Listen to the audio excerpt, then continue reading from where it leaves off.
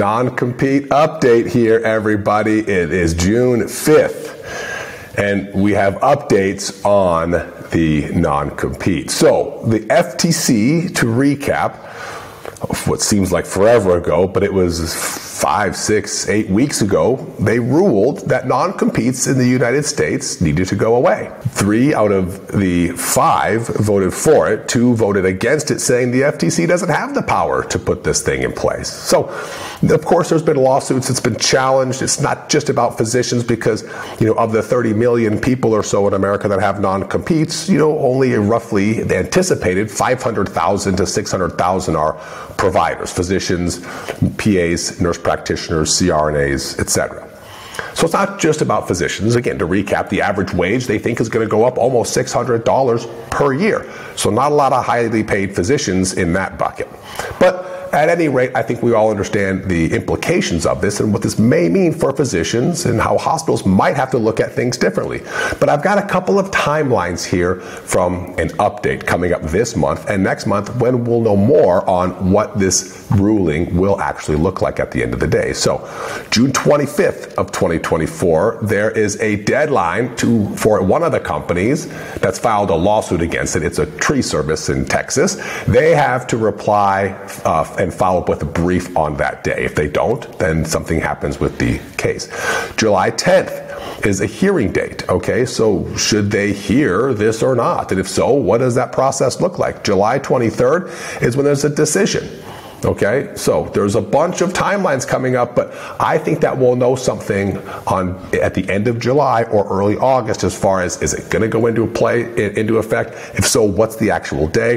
Is it going to be delayed due to hearings and lawsuits and timelines? And if so, what's that process look like? This is just one lawsuit of many, so we don't know exactly what the timelines are going to look like. So what do you do? First, I think it's never been a better time to renegotiate your contract if you're under one right now. So if you have a contract, whether or not you have a non-compete, it's a great time to renegotiate because maybe the employer is going to get an influx of new candidates if the non-compete goes away.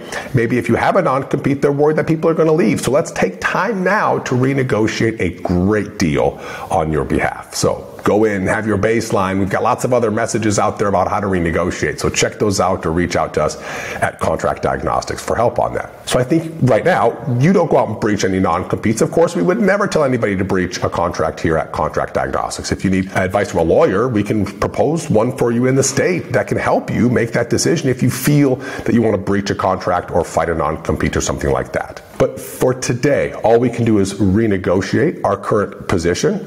I think it's also a wonderful thing for employers to be looking proactively at what happens if the non-compete ban is in place. What do the employers do? How do we make this a place where physicians don't want to leave? How do we make it where if the hospital down the road's offering $10,000 more per year or even $50,000 more per year, that the physicians want to stay here and work for us? How do we create an environment that has the technology, the staffing? There's no burnout for the physicians. It has everything that they need and they're able to earn a reasonable or a fair wage. So I think it's a really good opportunity for all physicians under non-competes right now to renegotiate their offer. I think it's a fantastic opportunity for employers to look at what they can do to retain top talent. Whether or not the non-compete ban is made to law or whether it goes away or whether it's challenged for a few years in the courts, which is kind of what we think is going to happen here at Contract Diagnostics. But at the end of the day, this just breeds opportunity. So let's take advantage of the opportunity, whether you're a physician or whether you're the employer on the other side, let's take advantage of it. I think that this is a great time, like I said, to renegotiate your contract, not because I think if the non-compete ban goes into place, that salaries are all of a sudden going to skyrocket. We haven't seen non-competes in Massachusetts or in California for quite some time, and we don't see them anywhere near the top of the list as far as physician pay, nor do we see physicians jumping from one facility to the next. But I am bullish on your near-term ability to renegotiate your deal, and I'm always bullish on employers' opportunity to make their place of work better for everybody, including the physicians that generate the revenue for the account. If we can help with anything that we've talked about today, reach out to us at Contract Diagnostics, and of course, we will continue to keep you updated on this all-important message around the non-compete ban and what the FTC is ultimately going to end up doing. We're also seeing states make specific regulations and rules, which again, we've said before, this may be how it ends up going. There's a federal ruling, but maybe the states end up making their own rules, much similar to what they're doing with abortion or with speed limits or with marijuana right now. So the latest of these is Louisiana. So they've said you can have a non-compete. Any physician can have a non-compete, but only for the first 3 years of the position if you're a primary care physician. It's 5 years if you're a specialist. So this kind of takes over the argument of the employer when they say, look, we need to be able to recoup our investment. They're saying, go ahead. For the first 3 years, you can have one. 5 years for a specialist, they make more money. But after that, you can't.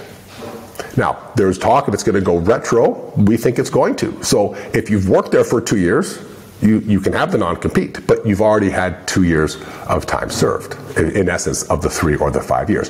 This is in Louisiana. We've seen similar things happen and be passed in Maryland. We've seen North Dakota. We've seen South Dakota, Minnesota. We've seen Colorado. There's changes coming at a state level, but what the FTC does, we're not 100% sure.